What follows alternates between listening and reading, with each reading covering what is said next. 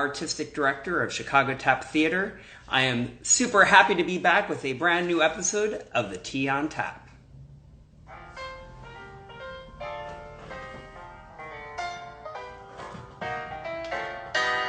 Lace your shoes, ball change for landmark. Police got the tea on tap. CT Square is where it's at, my love. Nobody near us to see us or hear us. No friends or relations, a weekend vacation. We won't have it near the reopen telephone, my dear. Today, we are so excited to welcome Jason Samuel Smith, tap dance extraordinaire. He is going to be spilling all the tea with us, and I believe we have him right here. I'm going to put him on. I have been saving for a while. I was waiting to ask Jason because I wanted to make sure that I was ready, because Jason is going to lay some truth, isn't he? Hey there, Jason. What's up, man? How's it going? It's going well. How are you? Good. It's like late afternoon for me, man. Waking up with Tatum. So no, everything's good though. I can't complain. How you doing? I'm doing all right, thank you. It's a beautiful day here in Chicago. I actually went to the local high school pitch and back and worked out for an hour, and it felt good to be outside, getting some sun and doing a little exercise. I'm not quite ready to go into a gym yet. I don't think I'm there. But so it's nice. Outside works. That's good. Yeah, outside is great, man. I try to take a walk every day, get some fresh air, get some sunlight. It's important. Yeah. Definitely. Yeah. So tell everyone where you are, if you don't mind. Well, I'm here at home in New Jersey with my wife, Daphne, and my son, Tatum. And we've been here pretty much since March. We kind of go back and forth from here to Florida, and because that's where Daphne's family is. That's where she grew up. So between here and there. But we came back here to get ready to go to Europe to do a couple of gigs out there. And obviously when we got back, things were already intensifying, and then the travel ban occurred, and everything, all the gigs I had lined up in terms of performance, choreography, anything involved with any live shows or festivals, all of that got canceled. So with the exception to the events that are going digital and still trying to make whatever they created happen, things that were supposed to be live performances, outdoor events, stuff like that, gatherings, all of that, as got canceled. So, it definitely, for me, shifted everything into trying to figure out how to, reformat the same type of work online. And it's definitely not been easy, sure, as it hasn't been for you. But I think there's still some value in maintaining these relationships, even if they're over the internet. Without a doubt, without a doubt. We're definitely going to leave this with a whole new skill set. That's for sure. Well, honestly, for me, it's opening my eyes to a different platform of freedom.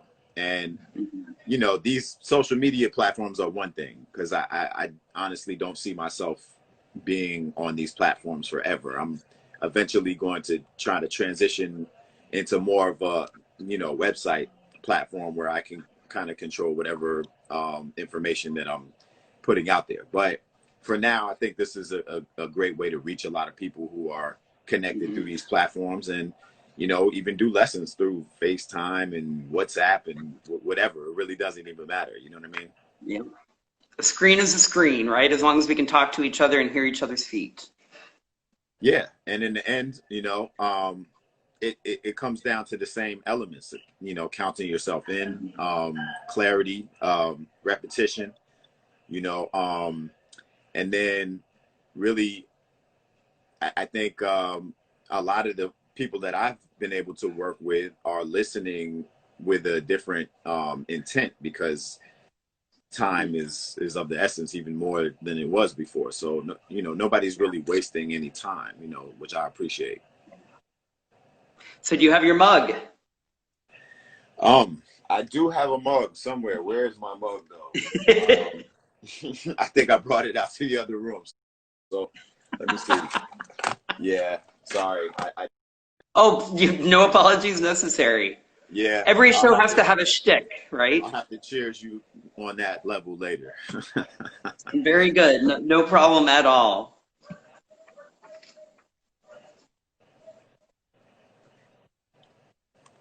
And it looks like there you are. Perfect. All right, So, you know, I always start these interviews with the same question. Could you tell everybody about your first experience with tap dance, either as a viewer, a student, a practitioner? Tell us about that experience.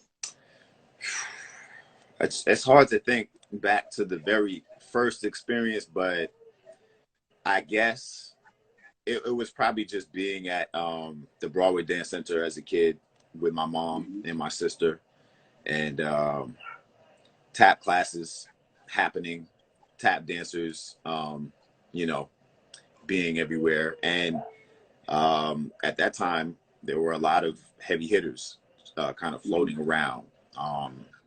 Without my knowledge, I mean, people like Lon Chaney and Chuck Green and Buster Brown, they were coming through occasionally, not on a regular basis. But then eventually we had people like Savion Glover teaching.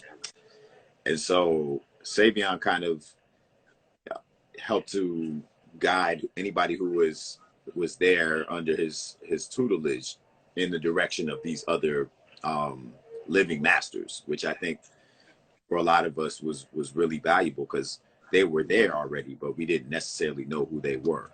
And or at least I'll just speak for myself. And so, you know, it was a really special time in New York, and being around the environment of all these people who really just wanted to improve themselves. And they did it in a public space, but it didn't feel like it didn't feel like it does or has felt currently, where it's like it almost feels like class time and classes are used more as like an audition platform or a networking tool, as opposed to a chance to learn and make mistakes, look funny, ask questions. You know, so I just feel like that's definitely changed majorly. But as when I was growing up, you know, the more interested you were as a student, the more you were engaged by your teachers, by your peers. So it was great, man. The environment, I think, just set a really nice platform for me to understand, like, I mean, tap dance was about teaching, but it really wasn't just only about teaching. I mean, it existed there, but when I came to see it in other forms, like when I saw the movie Tap and even White Nights as a kid, and then when I saw the show Black and Blue, you know, I was only about 8 or 9 years old. So these experiences really left a powerful impact on me, because I saw tap dance being performed by elder masters. You know, in Black and Blue, the lead performer at that time was Dr. Bunny Briggs. And Bunny Briggs was on top of his game. I mean, even people like Dr. Jimmy Slide was looking up to Bunny Briggs at that point. And I heard Jimmy say that one time, because I asked him, like, you know, who were some of the people you looked up to, and he was like, man, you know, Bunny at a certain point was the man. So and I mean, you could sense that when you watch, if you saw Black and Blue then, or if you watch even the recording of it.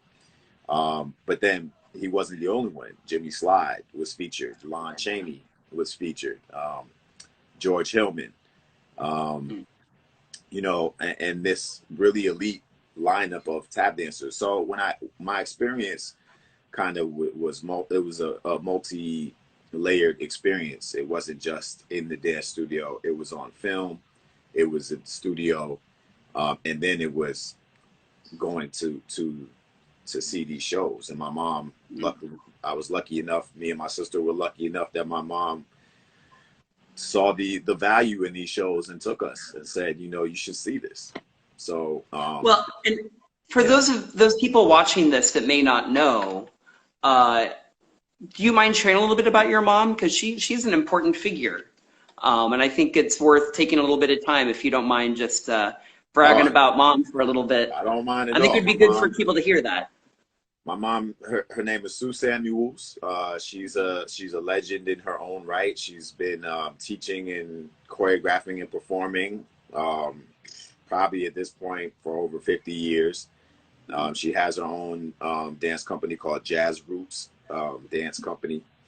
And, you know, she's just a person who has a very special connection to everyone around her. You know, when I watch how she relates to her students, she's just a natural leader. And she helped my father, JoJo Smith, to build and establish JoJo's Dance Factory. And I think that's, you know, one of the things that most people don't know about my mom is that she helped to establish that studio and build it. I mean, she told me her and my father were physically hammering in the wood floors and putting in the mirrors, like to the first space. Cool. And the first space, she told me, was like on 48th or 52nd, somewhere like around there on 12th Avenue. So it was literally overlooking the river, but it was in a factory building, and that's why it was called JoJo's Dance Factory. And so, you know, unfortunately, when Broadway Dance Center tells their story now, they don't really talk about JoJo's Dance Factory as its real foundation, even though, as I understand, Richard Elner, who eventually bought what became Hines, and Hatchett, but it started as JoJo's Dance Factory. My father had ended up having to sell it and sold it to Frank Hatchett and the Hines family. They owned it for maybe a year at best. And Richard Elner, who originally came to JoJo's Dance Factory and was taking class with my father and with Frank Hatchett, ended up buying the studio and turning it into the Broadway Dance Center. So that part of the story really doesn't get told or amplified a lot. And, you know, I think part of my journey and part of my mission is to tell both of my parents' story, because they both have incredible legacies that are independent of each other and also inclusive of each other. And they've both left a pretty amazing trail within their art forms and just with the people that they've been around. So my mom, I gotta say, just she also took care of me and my sister by herself. You know, her and my father were not together throughout my childhood for a number of reasons. It wasn't just his fault, which I think, you know, that's also a false narrative. Some people think, oh, my father just left. No, I mean, my parents had issues, and that's the reality. People have issues, and as you know, a couple, it didn't work out. But in the end, I was lucky enough and fortunate enough to still develop a relationship with my father later in my life. When I was about 16, I started to start hanging out with him and just going over to his apartment, spending time with my little brother.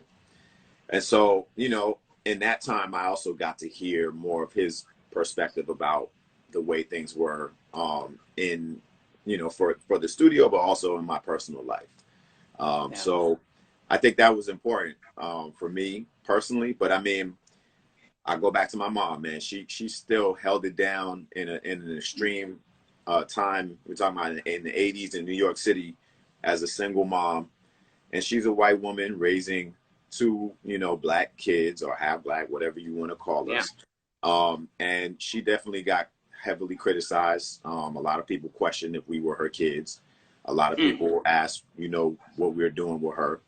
And, you know, we went through some really rough times just trying to survive as a family. So, you know, I don't think most people know that. I think people, you know, they know me now, or they see some of the accomplishments or some of the things that I've been into or a part of in recent times, but they don't realize, like, you know, my childhood was pretty rough, and it was a struggle.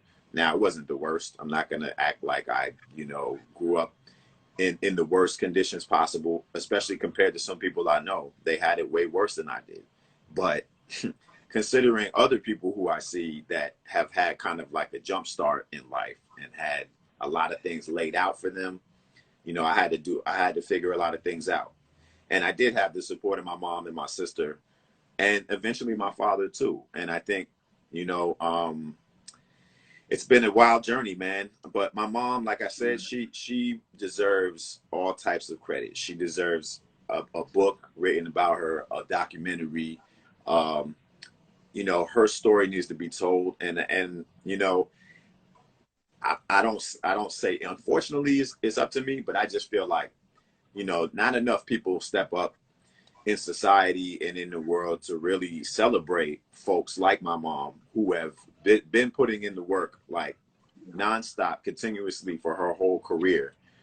You know, even, and I, you know, I'll kind of put this out there, even though this is, you know, BDC as an organization didn't really do my mom right. You know, and I can't say they in current times what's happening, but I know there was a time when, because she wasn't pulling in the number of people they wanted in class, they were cutting her classes back.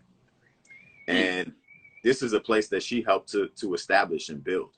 And when I say that too, I don't just mean Broadway Dance as an organization. JoJo's Dance Factory was actually the first studio that was a house for multiple styles of dance. Before that institution, every studio really focused on one style. You know what I'm saying? And so that studio really set the groundwork for every studio around the world. When you look at the format for what do you do when you start a dance studio? You have this style, this style, that. Okay, why do you do that? People never ask that question or where it comes from. But I'm tell you right now, right here, it comes from my parents.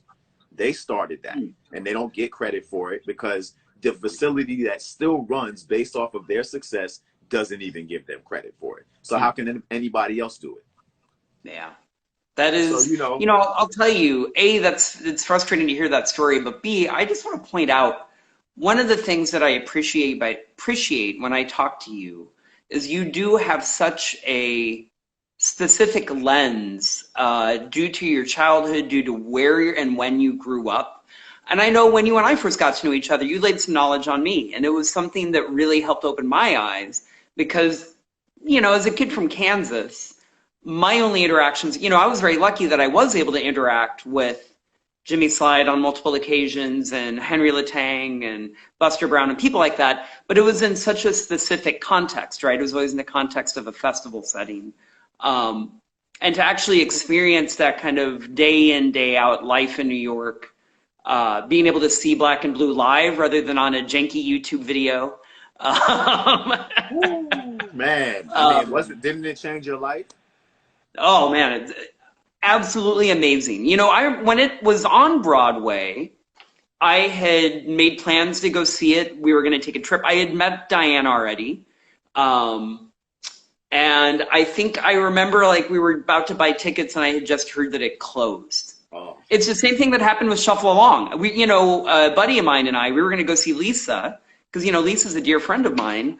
And we were like, well, we have, and of course I knew other people in the cast, but especially Lisa, right? And I was like, man, we got to see this show. We got to support her. This is important tap history. They're talking about important American history in this show. See Xavion's new work is important. And by the time we were ready to go, we were going to go in August. I think it closed in July or something.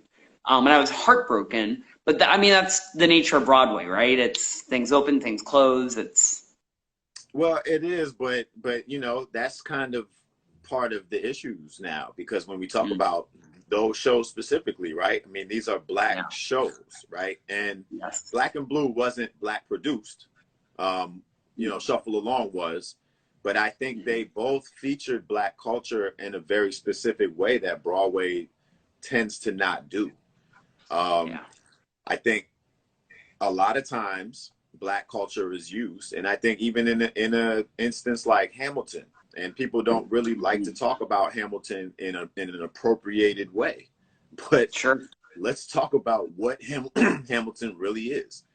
Hamilton is, you know, a depiction of, and I'm saying this from a perspective that I haven't seen the show. So, but what I understand it to be, so what I understand the show to be is a depiction of American history, right? So a lot of these figures are supposed to be white, but they're told through different a different lens with either Black, Latino, Asian characters.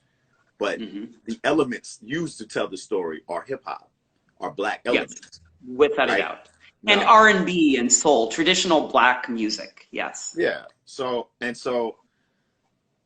you know, I wondered for a long time, like, what is it about this show that people are going so nuts about? Like, why is it this smash hit that they can't, like, I mean, this show is like a Cirque du Soleil production. Like, it just caught fire, and people, I mean, you can't get tickets for like it's probably still happening during the pandemic right now. I mean, who knows? Yeah. No, but what I was saying is, like, I at first I didn't really understand what it was, or maybe why it was so popular. And then when I thought about it, I said, oh, that's why. It's appropriation. Now, when you see Black people executing Black culture or telling Black stories, I think there's a little bit of a threat there to Broadway somehow. I don't know why, because it's not like those stories are continuously welcomed and ushered onto Broadway. So I don't see the threat of having one or two honest, you know, Black perspective stories told on Broadway. I mean, let's talk about Bring the Noise, Bring the Funk. Why didn't that last over 10 years as an important story to be told? You know what I mean? You know, but you have Cats running for 25, 30 something years. I mean, or Phantom of the Opera. And, you know, big up. These are well done shows. They're not bad shows, but I have to scratch my head again. Somebody who grew up in Midtown, passing all these marquees and seeing which ones stay and which ones go. I was like, really? Like, so why is this one staying in that? And then when I learned about how the game works, where producers of those shows, like Spider-Man, for example, that all these people were getting hurt and almost dying in, the producers kept it open because they didn't want to lose face. And so it's like, what's more important, the safety of these people performing, or your company not looking like it failed? And so I think Broadway is another platform that is extremely racially suppressive. The systematic racism that occurs at every level of Broadway is like so overt. It's called the Great White Way. Let's just put it out there, you know. And so I mean, listen, I experienced it once as a performer. Who knows if I'll ever get another opportunity? But I'll tell you what, I felt like I was treated like a criminal when I was in the show. And because, and I'm gonna tell you like this, there were certain things, there were little things, like one time, the call is a half hour before the show. So I believe, and I live 2 blocks away from the theater, so I was almost never late. So one day I came in, I believe it was 5 minutes after half hour. So, okay, you know, you can dock me or whatever, but I'm not hurting the integrity of the show. Actually, as soon as I got there, I got dressed, I started practicing, and I was ready. I was ready before everybody else was. I got written up to Equity, saying that, you know, I made the show start late. Now, when you get written up, it's like a record. It's like a jail file. And every time you get an offense, it's kept on your equity file. So every time you do another equity job, your file comes up of offenses. Jeez. Which again, those offenses were all based on a lot of people's opinion, and it wasn't actual fact. You know what I'm saying? So, I mean, listen, I've dealt with it. I've been in the lion's mouth in terms of dealing with and it wasn't always just racism. Some of it was ageism.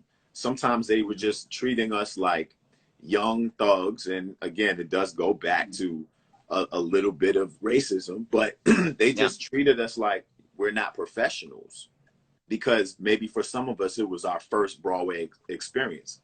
So what? I had been a professional as a tap dancer for over 10 years already, Broadway or not. I don't care where. I had been on television already. So what? I mean, none of that. So what? Again, it's a theater, it's a show. Maybe there's more money involved, but when people start putting this, you know, this whole circuit on a platform, we treat Broadway different. We treat, you know, everything that's involved with it different. So I don't know, man. I'm sorry, I'm ranting a little bit, but Broadway has a lot of cleaning up to do with it with many levels, and I don't know if it's going to happen, because again, you know, are the theater owners and producers willing to change? Because that's what it's going to have to come down to. It has nothing to do with the creators. There's tons of creative people out here with projects waiting to get greenlit, but I'm sure of that.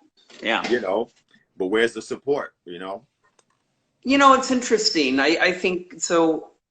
I have a lot of feelings, of course. One is that it is especially frustrating when I hear about this within the arts community, because I think, you know, we like to think in the arts that we're a little more evolved, right? We're a little more open, we're a little more aware, we're a little more woke to what's really happening in the world. And yet, at the same time, I do think it points to the systemic nature of racism, that even people who actively think of themselves as being anti-racist, that talk about race, that teach African-American history to their students, it is still entirely possible to be a contributor to the problem and have no idea that you are a part of a system that is broken.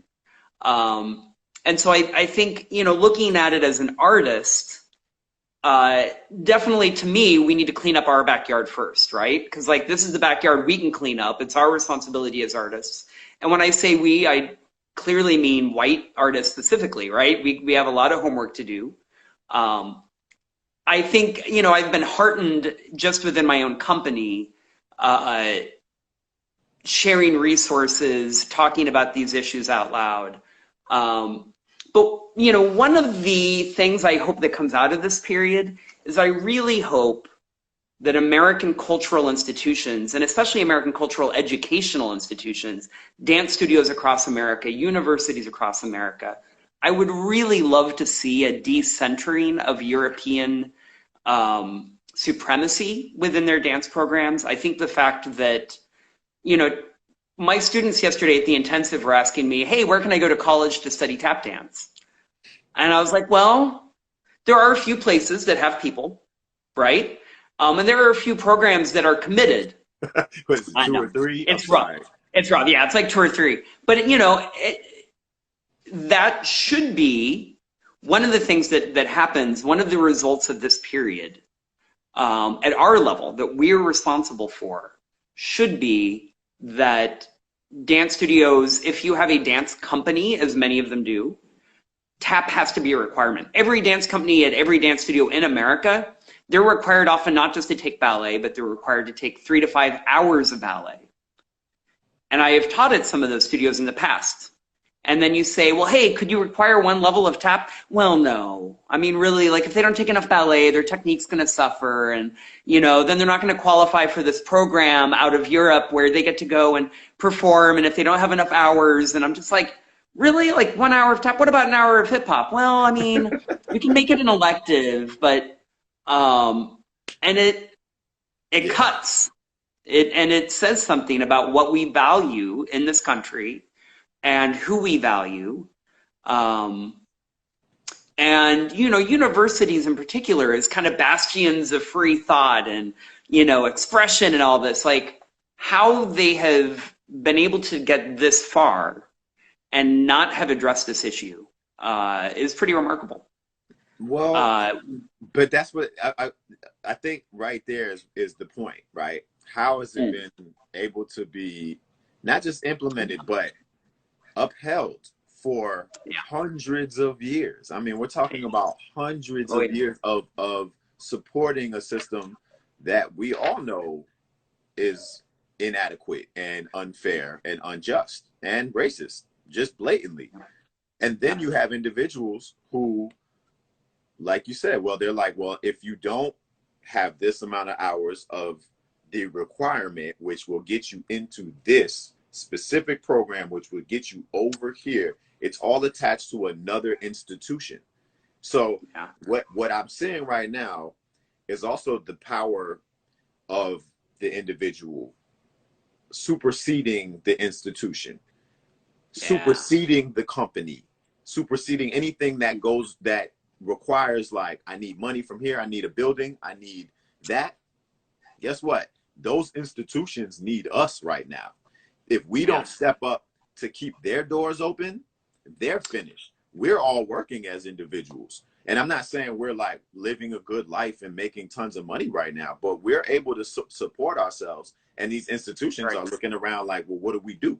So the tables have turned. If we're smart as artists, we're going to take this time to create a permanent foothold in this digital space, so that regardless of whatever happens with the pandemic, clear or not, because I'm tired of this, we're going in, we're coming out.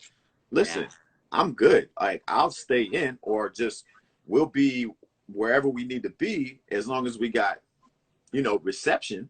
But I'm not trying, like, I'm not going to force myself to be around people if it's not safe. And I don't know if it's safe because I don't really know who to listen to when it comes to safety here. There is no unanimous voice of truth here. You have to kind of be selective with your sources, right? So I feel like we're in a time when we can turn the tables, because the tables have kind of already turned. And like you said, these institutions that have these Eurocentric approaches, I don't know, man. I have my doubts, because at first, when this whole thing was happening, it felt like everybody was with the movement. Now it's very quiet. Now everybody has gone back to life and whatever they are doing. And I don't feel that urgency anymore. I don't think it's going to change at all, actually. I think it's going to get worse. I see us going into another civil war, and this country completely splitting, whether it's north and south, east and west, on a diagonal. I don't know, because I don't see this thing working. It has never worked. But at this point, with enough Black people and brown people and people of color who are now aware of the situation and no longer willing to just go back to work and go back to these institutions which force you into a life which is oppressive and racist and completely devoid of wealth building. Like, how can we possibly build our own wealth if we can't own anything? If we can't own our houses, if we can't own our own businesses, how can we pass that on to our kids? That is systematic. So not only do we need to change our arts education, we need to change our regular education. We need to change our medical science approach, because that's a big racist industry too. We need to change our government. I mean, I don't see one institution that exists that doesn't need to be completely decolonized. I think Annette just put the word. That's and right, Annette. Which pick an institution. So I don't know. I mean, I have to have some hope because I still live here and I'm raising a 1-year-old, but I'm having trouble seeing how this is going to work as it is. I try to think, okay, there is a way to move within this and maybe change it, but that would require literally changing like every brick and every stone that makes up the building of this country. So, sure. I mean, why don't we just end this and then start something that really does work for us living here right now in this moment. Because, and when I say end this, I'm not just talking about this country. I'm talking about the way that we all are living in the world right now. Let's change the whole system, because this is not working. We're destroying the planet. We're destroying each other. I mean, even the tap community is at war. This is ridiculous. It's a joke, because every time I turn on some social media, people are bickering, going after each other. And it's funny to me because, and it's funny and it's sad, because, you know, I'm definitely a very critical person. I've done my criticizing of a lot of different people in the game. But I feel like we all should criticize each other to help keep each other sharp and keep each other on top of each other's game. At the same time, I think people are using right now as an opportunity to just air out all of their dirty laundry and just say, I don't like you. I'm just going to blow this up. And, you know, some of that needs to happen. But to be honest, it really needs to, like, I hope that enough people are coming to terms with their, with how they are personally hurting the game. And if they are coming to terms with that, step down from your position. I say that now to all these people who are producing, who are creating. Step down, because if you have systematically been oppressing people and oppressing the story of what this dance is, step down, or step away and give yourself enough time to re-educate yourself before you can re-enter this arena. Because right now we need to cleanse. I was talking with some of these elders for our forum for the LA Tap Festival, including Diane Walker, Deborah Mitchell, Hank Smith, Ivory Wheeler, and Essie Braddock. And we're talking just about like what is the state of affairs that we are in tap, because it seemed like for a while the mission in the art was to get exposure, to get work, to get it out there, right? And basically progress, right? We are no longer at that stage anymore. It's not about exposure, progress, more people in the room. We actually need to refocus ourselves. We need to take away the idea that more is better. That's never been the case, and it's definitely never been the case in tap dance. We need change. Progress was what we were doing before. Now we need change. And until we change everything from the bottom up, and I'm talking about our books, all of the books written about tap, if they're not professing the truth, then those writers need to openly profess that they made a mistake. All of them, because they're all wrong. I have yet to read one history book about tap that has it right. I haven't. If you can name one for me right now, I'm down, because I will read it today. Yeah. You know, so it's interesting. I forget who I was talking to. One of the things that we've kind of been proposing here in Chicago is that, you know, maybe let's pretend that there's a giant tap institution in Chicago that recently has realized they have some serious work to do. Simultaneously, they have a lot of funding and resources that the other organizations in Chicago don't have. Maybe they could take a portion of that, create an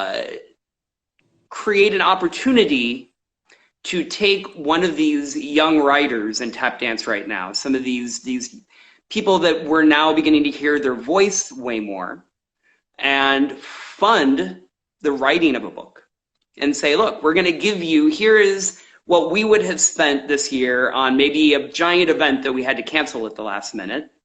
Here's $500,000 that we would have spent. You have all the resources you need. Go write this book.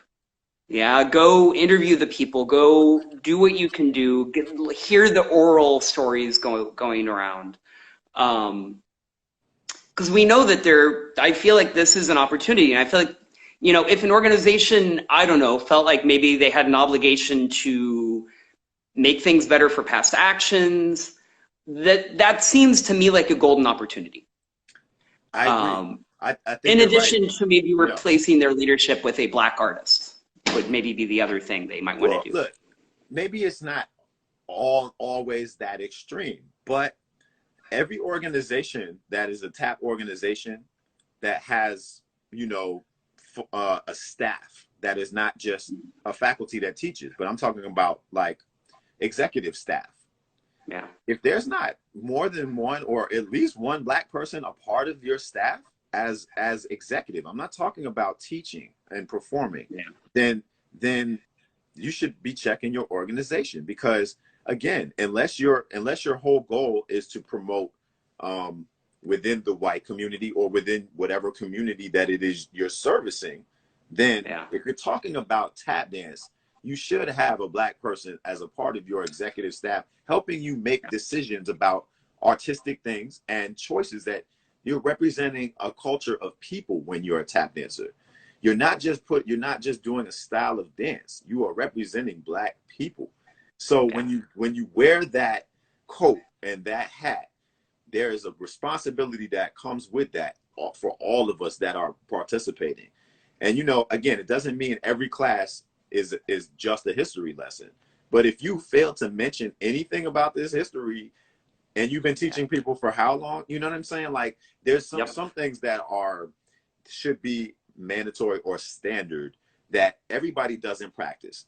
How do we raise those standards of how each one of us starts holding ourselves accountable and holding the people around us accountable? Yeah. It's going to take time. It's going to take time. And I think, you know, there's a process. It's interesting. I'll be open. I typically in these interviews, I very much try to not really talk about myself or my experiences at all, because I really always want it to be about the person I'm interviewing.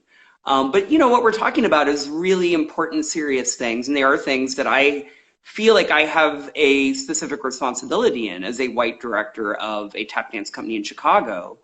I think, you know, one of the challenges that people feel is they don't always know how to reach out and find people. And I think too, when you're a smaller organization, you know, your staff are usually people that are working part-time. They're maybe doing 5 hours a week, 5 to 10 hours a week. And at a certain level, I'll tell you, one of the things I'm finding myself more and more paying attention to and feeling a sense of responsibility to is trying to make sure that when I bring somebody in, I am compensating them, in a way that is respectful of their abilities and talent and time. Mm-hmm. And of course, the challenge is we only get a certain amount of funding, you only get a certain amount of donations. But so I think one of the things that needs to happen is that the whole nonprofit system in America needs a huge rethink, but also there needs to be an education. So my example is, for years, I complained about the fact that I felt like I would have auditions, and it was very rare I would ever have black tap dancers audition for us. And I think part of it is geography. We're a tap dance company on the north side of Chicago. Part of it is potentially the kind of work we're doing. Maybe a lot of black tap dancers looked at and said, nah, that's maybe not the approach I'm interested in exploring. Mm-hmm. And it's interesting. I, for many years as a director of a company, heard other white artistic directors say to me, oh, I have the same problem. What are you going to do? You can't control who auditions. And it was this kind of easy way to take the blame off the organization and say, well, it's just, you know. So one of the things that we did, and I say this just as maybe a way for other white artistic directors that might be dealing with this, is we looked at, you know, where in the organization are we hiring versus taking who comes to the audition. And so, for example, for us, you know, we only perform with live music. We don't audition musicians, right? We have a music director, we hire musicians. And so one of the easy solutions we could do is say, hey, as we're hiring musicians, could you please prioritize hiring black musicians?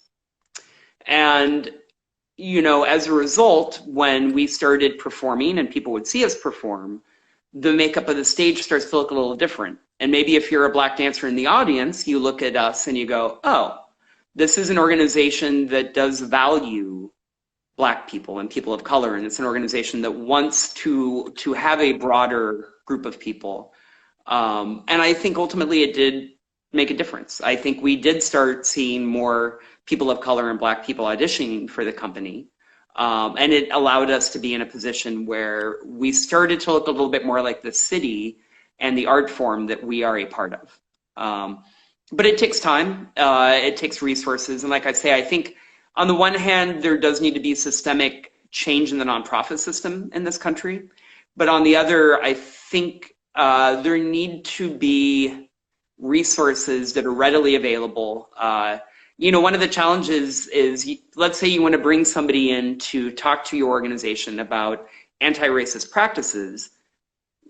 Well, perhaps one of the worst things you could do would be to find somebody and ask them to come do it for free because you don't have any money, right? Like, the people that do that for a living are trained, educated people that deserve to be compensated for what they do. Yeah. So, should then foundations, et cetera, be prioritizing giving block grants specifically to organizations to pay them to bring in people that can better train them to enact policies? And so, it's a whole big mess, but you can do things about it. We're not done with our journey by any stretch, but we definitely are a different organization than we were 10 years ago. Yeah, no, I think that's a good point, you have to start somewhere, right? And if it doesn't necessarily start with the dancers or the executive level, at least if you are bringing Black musicians in, then now it does mix up the dynamic. Now you have Black perspectives and voices in the room. And I think, like you said, it reflects the city you're in, it reflects the art you're in. And I think it also shows people, like you said, opens up maybe people outside of your community's eyes to see, okay, you all are open-minded to, hearing more than just the people that you are immediately around. And I think that effort, is what is lacking mostly, because it is easy for folks to say, well, no Black people showed up to the audition. Oh, well, that's their fault. Is it? Because how much effort did you put into advertising to the Black community, being available to the Black community?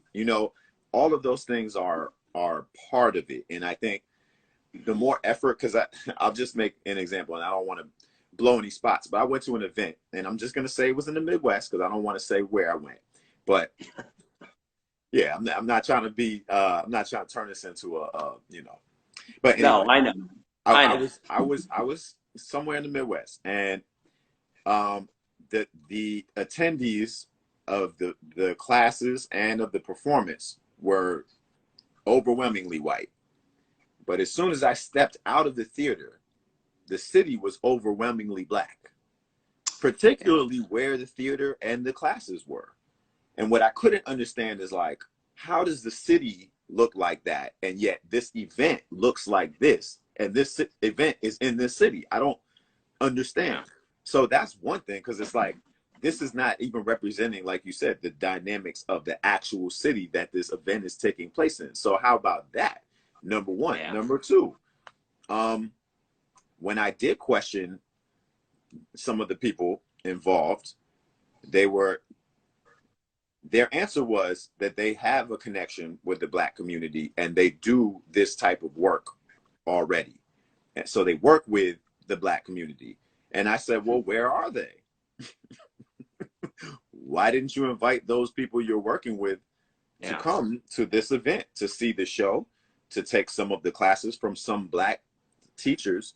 Because again, representation does matter. When I saw Savion and Gregory Hines, who, after seeing some films of, maybe some Fred Astaire and Gene Kelly, but after seeing Gregory and Savion and seeing people that looked like me, that sounded like me talk, that I understood came from a similar upbringing in terms of experience, then I made the connection for myself to say, I can do what they're doing. Until I saw myself in it, I didn't make that connection. And I'm not saying I wasn't inspired by white dancers.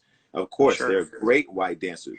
But until I saw myself in it, I didn't want to participate. And then I got all the way in once I saw it. And then once I got in, I realized it's all of us here. But the all of us that are here have a very specific intention and are representing a specific lineage of a culture. And even folks like Steve Condos understood that, because you look at the people who he was rolling with, those are all heavy hitters. They're not playing games. You know what I'm saying? And they're not just letting any slouch in the circle. So he was by no means a slouch, but he also respected the culture and the people he was around. And he had a solid relationship with the Black community, aside from being a tap dancer. So I think that is also something to be said, is that, you know, for a lot of white people who engage in tap, sometimes tap dance is their introduction to Black culture. And it's not necessarily a bad thing, but then if that is the case, and the more you learn the parallel between Black culture and tap dance, then your responsibility should also include involving the Black community somehow, even if it's just making the Black community aware of what you're doing and saying, hey, look, you know, I'm participating in this, I'm celebrating this, but this is something that you all should know about, and maybe you want to participate and celebrate too. Who knows?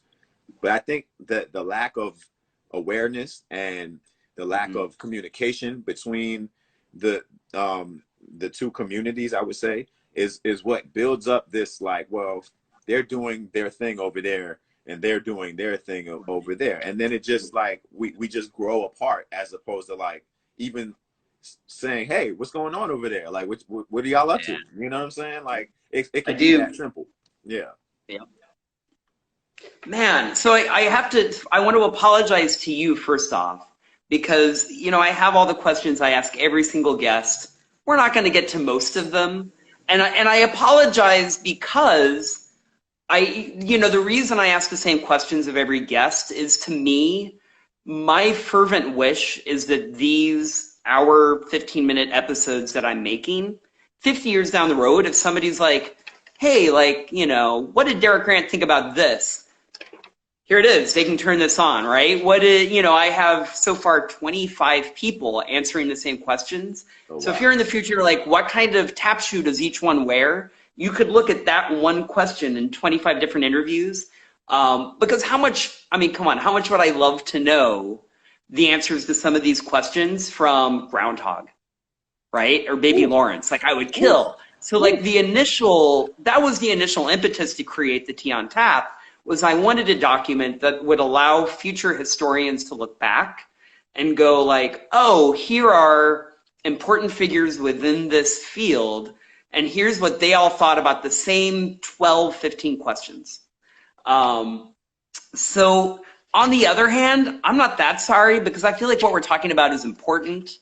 I think it's real. I think, and I think it reflects my friendship with you. I don't know if you and I have ever had a straight ahead conversation where we go here to here to here to here, right? No, because we just, I mean, anytime we've hung, we hang and, you know, we'll talk about some stuff, but then we're also just hanging and kicking it. So, you know, or we're at a gig where we're like backstage, you know, even though it's been a little while, but I mean, you know, we definitely shared a bunch of, you know, stages. So I've told my students, I think, you know, the most intimidating gig I ever had was being on faculty with it was a 4-person faculty, and it was myself, you, Dormisha, and Diane Walker. And I was just like, come on, really?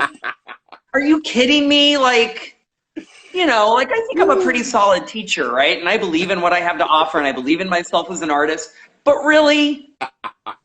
Like, and I remember I reached out to the producer and was just like, could you put me on first?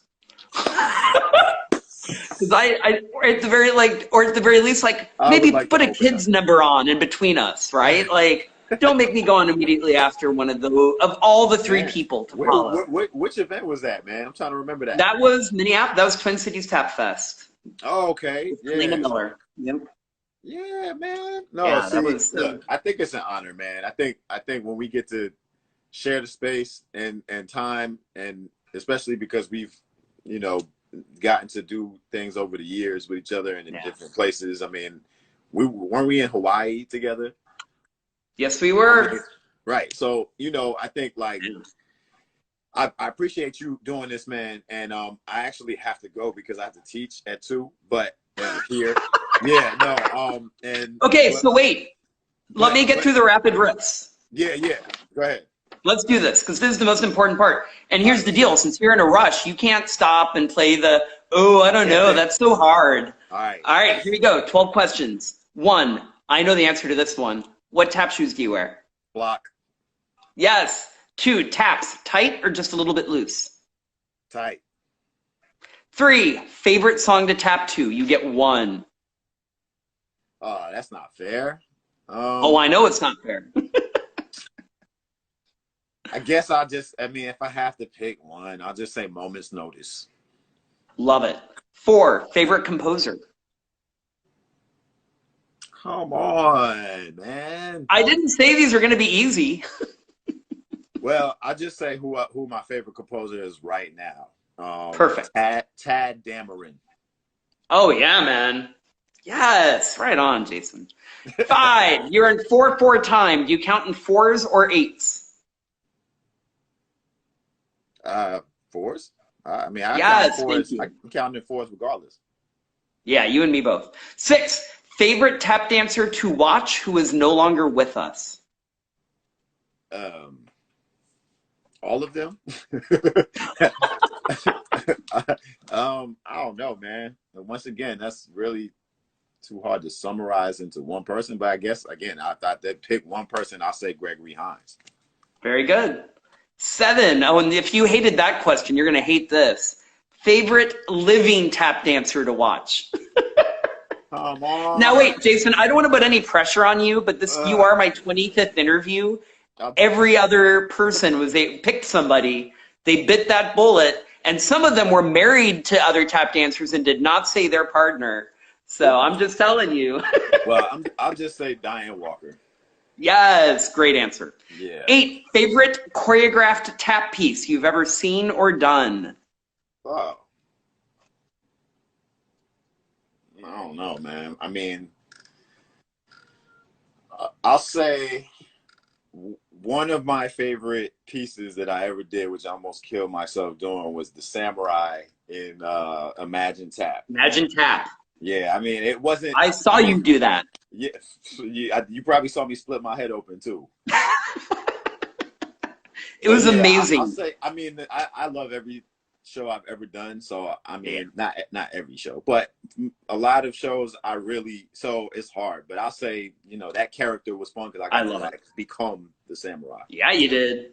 9, what single tap performance that you've seen do you remember the most vividly? Black and Blue. That's easy. 10, you can go back in time and see any one tap performer or performance. What do you see? Oh gosh, that's really not fair at all. Yeah. I guess just because like Groundhog, we don't have any footage, so I'm gonna just say Groundhog because we heard so much. Oh, and Louise Madison. I'm gonna say Groundhog and Louise Madison. Nice. 11, this is a good one. We only have 2 more. What tap dance would you most like to see added to the tap canon? Like, what dance should everybody learn? Like Laura, Shim Sham, BS Chorus, Colson Atkins Soft Shoe. Like, what should be added to that? I don't know. That's kind of a deep question, but can I pass because I think, I mean, yeah, I'm gonna have to pass on that one. I think Fair enough. That's a complicated question because I don't think that a lot of those pieces should be upheld, and I'm not. Again, No, I would love to dig into that. And I'm not saying because of the pieces or the people. I'm saying because of the way that they have been regurgitated. But sure, I'm gonna pass on that one. You're totally allowed. Finally, second step of the Shim Sham. What count do you start on? And 1. So you clap on the and then you step on the 1. Awesome. Because I know you have to run. I do have to run, but thank you, man. Yep. I appreciate this. Let's do this again. Yes, thank you so much. Take care. Thanks, Mark. Peace, man. Thank you, man. All right. Much love. Much love, man. Easy.